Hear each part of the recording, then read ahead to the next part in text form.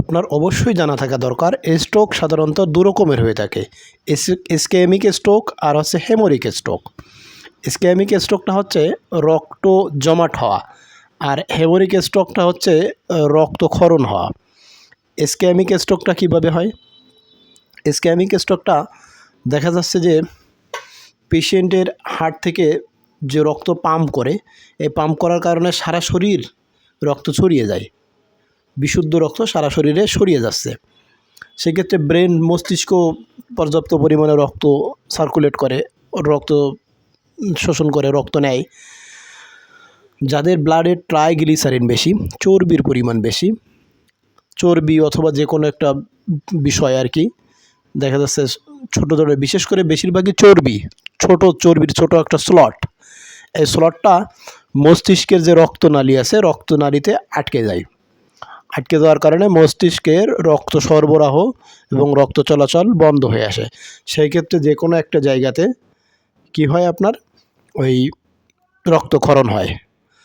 সেক্ষেত্রে দেখা যাচ্ছে যখন রক্তক্ষরণ হয় তখন পেশেন্টের সাধারণত মুখ বেঁকিয়ে যায়, মুখ বেঁকিয়ে আসে, কথা এলোমেলো হয়ে যায়, এড়ায় যায়, হাত পা, যে কোনো একটা হাত অথবা পা আস্তে আস্তে অবশ হয়ে আসতে পারে। এই লক্ষণগুলো দেখলে আপনি বুঝবেন যে পেশেন্টের রক্তক্ষরণ হচ্ছে, মানে ইসকেমিক যে রক্ত জমাট বাঁধা যে স্ট্রোক, এই রক্ত জমাট বাঁধা স্ট্রোকটা সাধারণত হচ্ছে।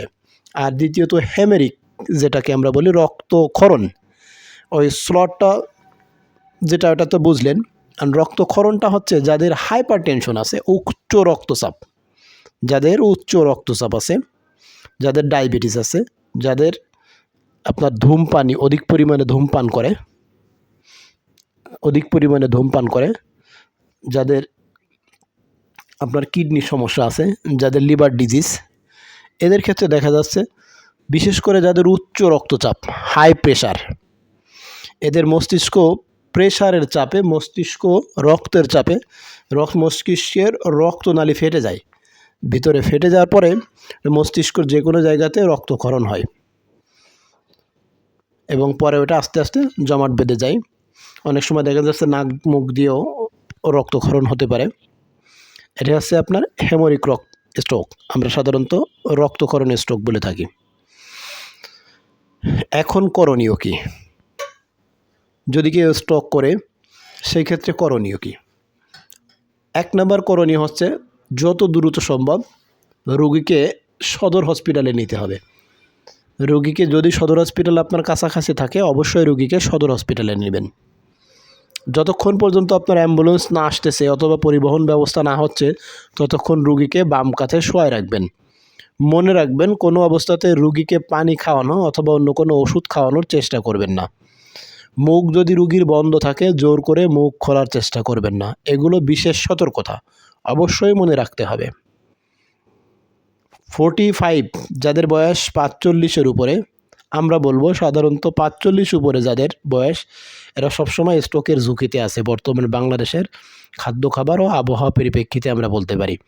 এই জন্য বিষয়টি সবার জানা থাকা দরকার।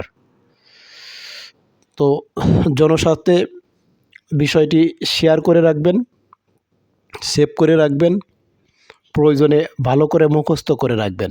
আর আমার পেজটি অবশ্যই ফলো দিবেন, লাইক করবেন, কমেন্ট করবেন। কোনো কিছু জানার প্রয়োজন হলে অবশ্যই কমেন্ট করবেন। সবাই ভালো থাকবেন। আসসালামু আলাইকুম।